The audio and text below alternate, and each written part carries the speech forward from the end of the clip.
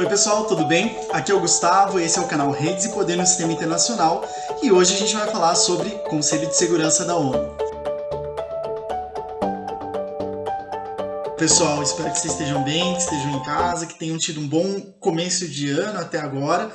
A gente aqui no canal começa as atividades desse ano debatendo um pouco mais sobre o Conselho de Segurança da ONU, né? Essa instituição, esse organismo de uma instituição tão importante quanto a ONU, e que às vezes passa por debaixo do radar, embora tenha momentos em que ele reapareça, momentos em que ele desapareça, principalmente do noticiário, né? A gente tem aí a tendência de que quando as tensões geopolíticas vão aumentando, há um aumento da responsabilidade, né, ou do protagonismo, digamos assim, do Conselho de Segurança da ONU, mas se, como alguns analistas estão prevendo, a gente está observando agora, a partir de 2021, o surgimento de um mundo das regiões, em que a gente não tem mais agora legislações ou normas internacionais mesmo que se pretendam universais, que se pretendam servir para toda a humanidade, né? O que a gente pode começar a observar é uma decadência do Conselho de Segurança, ou, enfim, o seu reforço ou a sua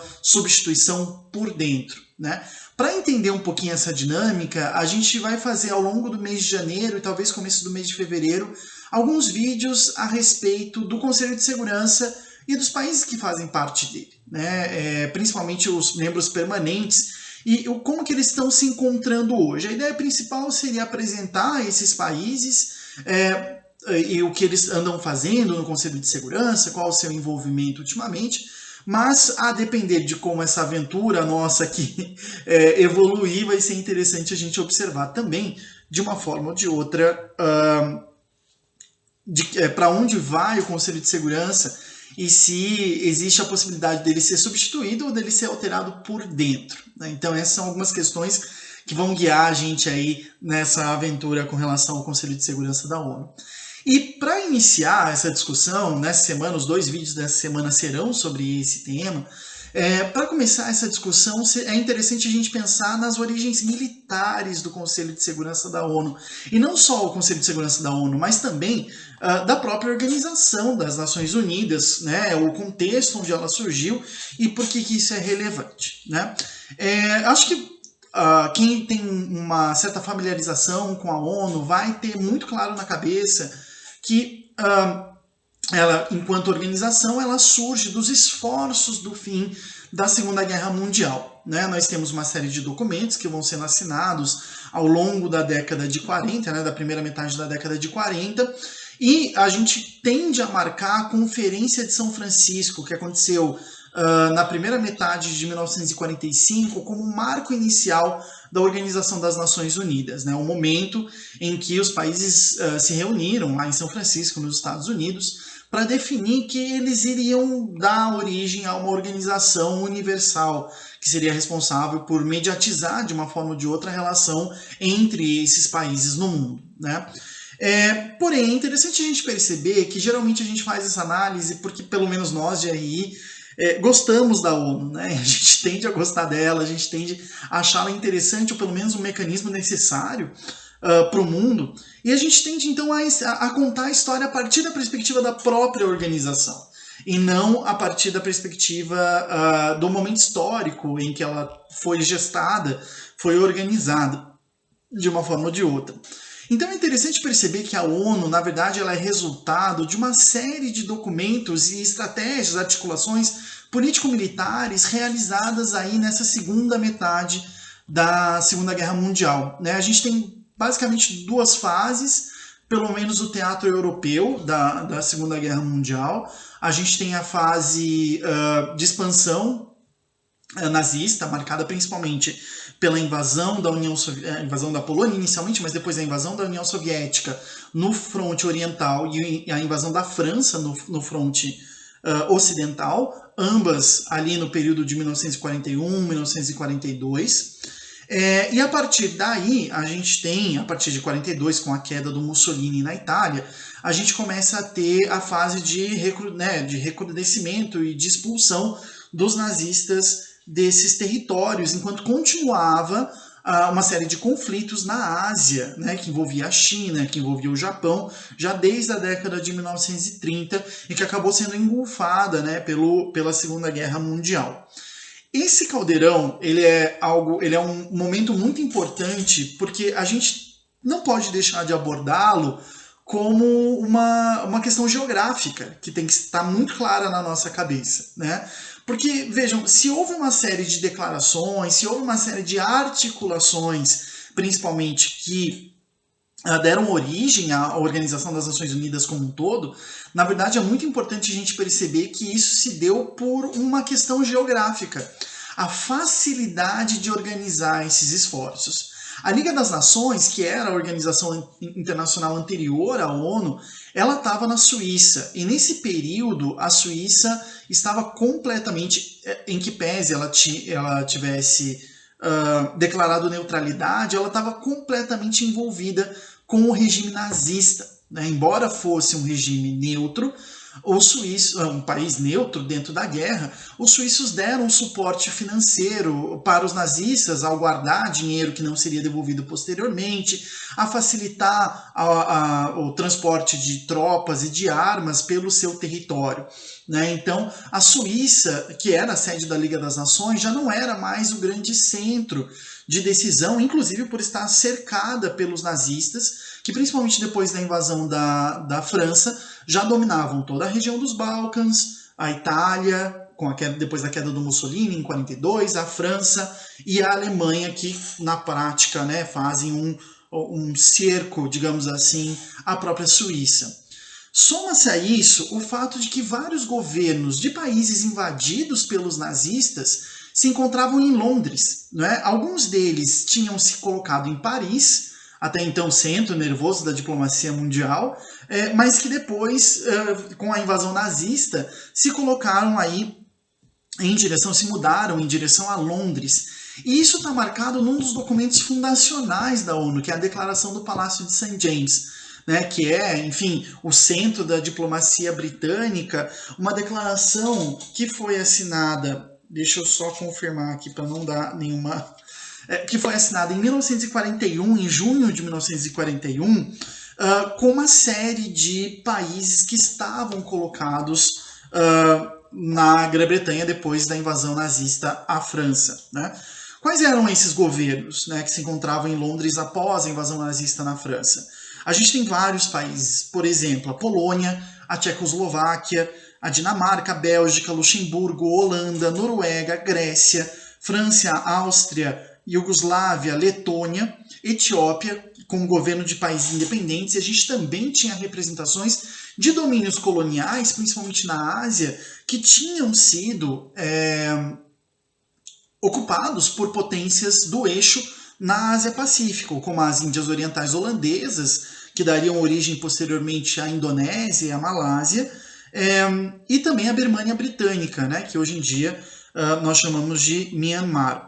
Então, a gente tem aí uma quantidade muito grande de governos em exílio que estão ajudando, né? Eles tinham principalmente duas funções, né? Dar apoio à resistência contra os invasores nazistas nos seus territórios originários, digamos assim. Então, dar apoio àqueles que estavam lutando em armas, ou criar jornais em língua nacional, criar rádios em língua nacional a partir de Londres. Nisso a BBC teve um trabalho fundamental, né, na divulgação. Era a época também das rádios amadoras para divulgação e comunicação estabelecida nesse período. Mas também esses governos no exílio interessavam muito a Grã-Bretanha porque eles compunham meio que uma linha de sustentação contra a potencial invasão das potências do eixo a outras colônias. Né? Então, por exemplo, o governo da Holanda tinha um papel fundamental na manutenção da resistência contra os nazistas, mas também tinha como função impedir que os nazistas invadissem as colônias holandesas em outras regiões do mundo. Né? Então, é interessante que evitar as invasões em regiões estratégicas como o Caribe, a África e a Ásia foi um aspecto fundamental desses governos do exílio que, reunidos em Londres, em 1941, assinaram essa declaração do Palácio de St. James. Havia 14 países no exílio na Grã-Bretanha nesse período, somados à própria Grã-Bretanha, à União Soviética, aos Estados Unidos e à China, a gente tem um total de 18 países independentes, né? Hoje em dia, isso pode parecer pouco, né? 18 países é, por exemplo, pouco a mais do que a quantidade de países que a gente tem na América do Sul, que são 12, né?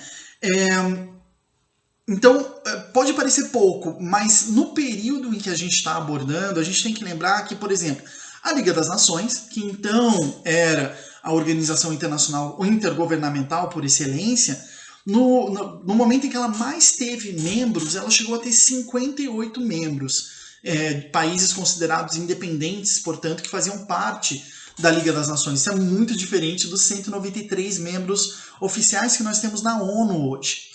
Naquele período da assinatura da Declaração do Palácio de St. James, portanto, 30% dos países independentes do mundo, praticamente um terço, estava representado por essa declaração, né, se opondo ao outro um terço que estava sob o ato tripartite, né, que foi o tratado assinado entre a Alemanha, a Itália e o Japão. 30% é uma quantidade significativa, né? Principalmente se a gente for pensar na quantidade de territórios dominados, então, pelo eixo, se a gente for pensar que antes, até a Primeira Guerra Mundial, os tratados eles eram regionais, então eles não tinham muitas pessoas reunidas, muitos estados reunidos, né? Na verdade, eles eram super regionais, as questões eram mais regionais, né? Aqui no Brasil teve ao longo do século XX toda a tentativa de assinatura de um pacto ABC, Argentina, Brasil e Chile, nessa ideia meio da geopolítica clássica de que a soma de 3 países, por exemplo, no Cone Sul, conseguiria fazer peso contra a influência dos Estados Unidos no resto do continente, e por aí vai, né? Essa visão mais regionalizada ela foi substituída, principalmente na Declaração das Nações Unidas em 1942, por uma tentativa de um esforço um pouco mais generalizado, de um esforço um pouco mais global. Essa declaração de 1942, pela primeira vez, traz o termo Declaração das Nações Unidas, né? Os Estados Unidos entraram na Primeira Guerra Mundial como um poder associado, porque a lógica europeia pautava-se muito na lógica dos poderes regionais, né? Das potências regionais ou mundiais, mas esse termo de poder associado ou potência associada foi alterada em 1942 para Nações Unidas, trazendo uma discussão que depois, inclusive, assombraria os países europeus que buscavam manter a colonização, embora tenham defendido nações independentes e unidas sob a bandeira da liberdade dos povos, né, da autodeterminação dos povos nas suas colônias na África e na Ásia. A Declaração das Nações Unidas de 1942 teve 26 governos como signatários na época da sua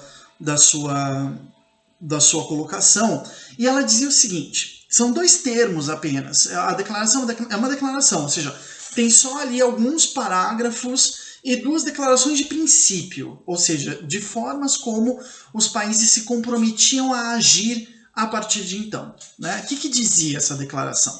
Esses 2 artigos, né, da Declaração das Nações Unidas diziam exatamente o seguinte. Primeiro artigo: cada governo se compromete a empregar todos os seus recursos, militares ou econômicos, contra os membros do partido tripartite e seus aderentes com os quais tal governo esteja em guerra. Então, acho que esse é um ponto bem importante, né? A gente já percebe que as Nações Unidas, elas não surgiram como um programa, né? E isso é muito importante para a gente entender que essas raízes militares de uma organização que não tem necessariamente um programa é algo que vai permitir, ao mesmo tempo que a ONU não tenha nenhum tipo de imposição sobre os países posteriormente, mas que também não tenha necessariamente uma justificativa em si, como tem, por exemplo, outras organizações dedicadas à integração econômica ou alianças militares, e por aí vai, né? É a maldição e a bendição da ONU ao mesmo tempo, as duas coisas, né? O fato dela não ter um programa, porque ela foi construída contra o pacto tripartite e as potências do eixo. Esse aspecto é um aspecto interessante para a gente entender as consequências, né? Como diz no segundo artigo dessa declaração, cada governo se compromete a cooperar com os governos signatários até aquele momento e não realizar armistício separado com os inimigos. Esse ponto pauta muito a lógica da ONU como um todo até hoje e do Conselho de Segurança em si. Ou seja, o fato de que todas as questões relacionadas à segurança, paz, guerra, ameaças, enfim, serão tratadas de forma conjunta e não de forma separada. Por que eu falo que isso é muito importante? Porque ultimamente nós temos visto tentativas por parte dos Estados Unidos e da Rússia, principalmente, de assinar lógicas de paz, lógicas de armistício, de forma separada do sistema ONU, ou fora do âmbito do Conselho de Segurança. Isso é algo muito importante para a gente entender se esse modelo do Conselho de Segurança tal não está em risco aí nas próximas décadas. Porque a partir do momento, por exemplo, em que a guerra na Síria ou a guerra no Afeganistão começam a ser resolvidos por Estados Unidos e Rússia fora do âmbito das Nações Unidas, o Conselho de Segurança deixa de ser a instância onde se assinarão armistícios separados com inimigos daqueles que estão compondo a organização. Então, acho que esse artigo 2 também nos dá um pouco de base para entender essa lógica. Por fim, a declaração diz que ela pode ter aderência de outras nações que estejam ou pretendam estar provendo assistência material e contribuir na luta pela vitória contra o hitlerismo. E está explicitamente dito lá na declaração, vitória contra o hitlerismo. Essa declaração de 42 teve inicialmente 5 grupos de signatários.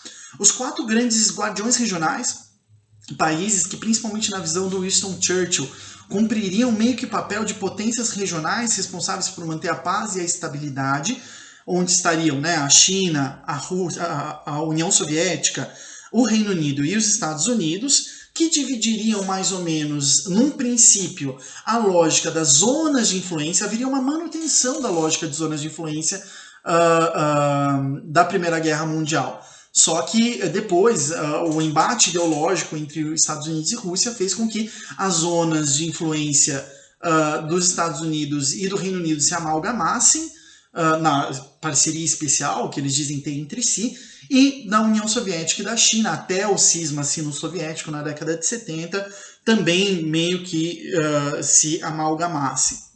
Além desses 4 grandes guardiões regionais, foram 4 domínios autônomos do Império Britânico, entre eles Canadá e Austrália, 9 países independentes das Américas, sobretudo localizados no Caribe, e, portanto, muito estrategicamente importantes para os Estados Unidos, 8 governos europeus em exílio, daqueles que a gente falou no começo, e a Índia, que ainda não era independente, era ainda submetida ao regime colonial britânico. Depois, entre 1942 e 1945, outros 20 países, independentes ou não, se juntaram a essa declaração. 3 em 42, 5 em 43, inclusive o próprio Brasil, 2 em 44 e 11 em 45. Esses 11 últimos, principalmente no Oriente Médio e na América do Sul, às vésperas do fim da guerra.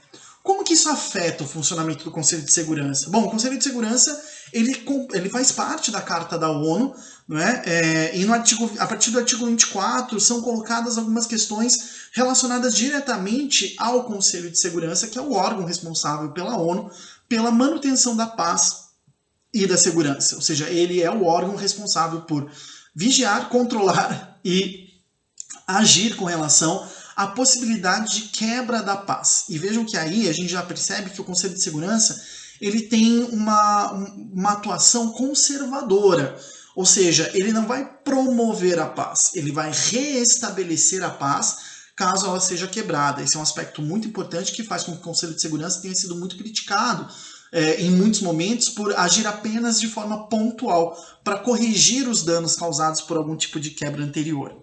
O artigo 26, por sua vez, o artigo 26 dá ao Conselho de Segurança a possibilidade de regulamentar o uso de armamentos, segundo lá o artigo, promovendo o estabelecimento e a manutenção da paz e segurança internacional por meio do menor desvio possível dos recursos econômicos e humanos para a produção de armamentos. A gente lembra que muitas opções nacional-desenvolvimentistas no período entre guerras foram feitas por meio da indústria armamentista, né? E isso é um aspecto muito importante para a gente prestar atenção, porque as questões de paz e desarmamento trabalhadas pela ONU até hoje têm como pressuposto o fato de que a disponibilidade de armamentos ao redor do mundo pode ser em si um risco à paz, né? Está estabelecido aqui no artigo 24.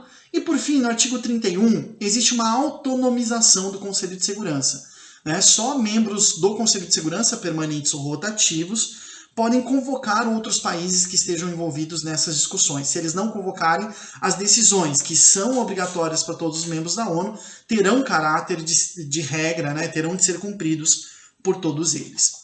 Os próximos capítulos da Carta das Nações Unidas, o capítulo 6, o capítulo 7, o capítulo 8, também demonstram mais ou menos essa evolução. E os problemas que a ONU tem encontrado recentemente, nas últimas décadas, né, têm derivado um pouco, a gente poderia falar de uma evolução do capítulo 6, que prevê a necessidade de estabelecer resoluções pacíficas para conflitos entre países, principalmente diplomáticas, mas quando não diplomáticas, por arbitragem ou por atuação dentro do sistema ONU. O capítulo 7, que são as ações a respeito a ameaças à paz, quebra da paz e atos de agressão, onde estão envolvidas as missões de paz, por exemplo. E, por fim, no capítulo 8, os arranjos regionais, ou seja, a possibilidade de que hajam arranjos regionais, né, sob o escopo do Conselho de Segurança, mas que cada região também tem a sua própria dinâmica de questões de segurança e defesa, como posteriormente, né, no século XXI, constituiu-se na América do Sul ou na África, por exemplo, né? Justamente aí a gente percebe uma certa evolução, né? O avanço da Guerra Fria e o avanço das questões do pós-Guerra Fria e já 30 anos depois da Guerra Fria, como a gente está vivendo agora, né, nesse período já 20 anos do século XXI, a gente já percebe algumas questões importantes que vão surgindo. Porque se a partir de 1948 a ONU, o Conselho de Segurança esteve envolvido principalmente na tentativa de encontrar resolução pacífica para disputas entre países, capítulo 6 da Carta das Nações Unidas, a partir de 1980 as ações a respeito às ameaças à paz, quebra da paz e atos de agressão, o capítulo 7 da Carta, começaram a chamar a atenção do Conselho de Segurança para outros temas. Né, é muito famoso o relatório chamado Relatório da Comissão Palme, feito pelo ex-primeiro-ministro da Suécia, Olof Palme, que começou a trazer a ideia de transnacionalidade das ameaças, né, começando a considerar lavagem de dinheiro, crime organizado transnacional, outros tipos de criminalidade como ameaças tanto quanto ou mais do que outros países no sistema internacional.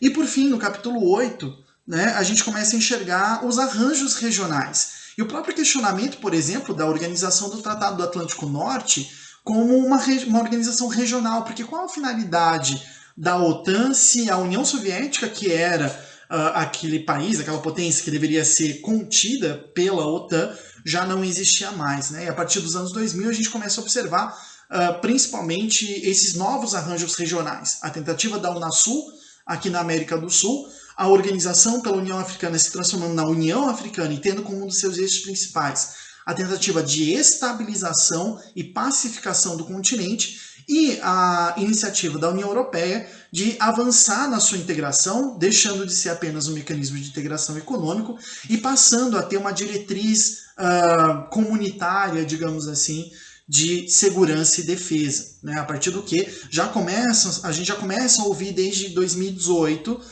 com o centenário do fim da Primeira Guerra Mundial, líderes daquela região falando abertamente sobre a formação de um exército europeu, não mais tão dependente dos Estados Unidos e ao mesmo tempo que permita salvaguardar os interesses do continente, não só de algum país, dentro do processo de integração. Bom, gente, basicamente essa é a origem, digamos, a gente poderia chamar, né, a origem militar do Conselho de Segurança da ONU. E na sexta-feira a gente vai falar sobre o que tem feito o Conselho de Segurança da ONU no século XXI. Né? Afinal de contas, esse é um tema importante para a gente. A gente tem observado a necessidade de discutir o papel do Conselho de Segurança nesse novo século em que a gente vive. Se você gostou desse vídeo, não esquece de curtir e se inscrever no canal, apertar o sininho e compartilhar também com outras pessoas. Inclusive, se você tiver dicas, ideias interessantes que queira que a gente debata aqui, também deixa aqui nos teus comentários. Tá bom, gente? Obrigado e até sexta-feira.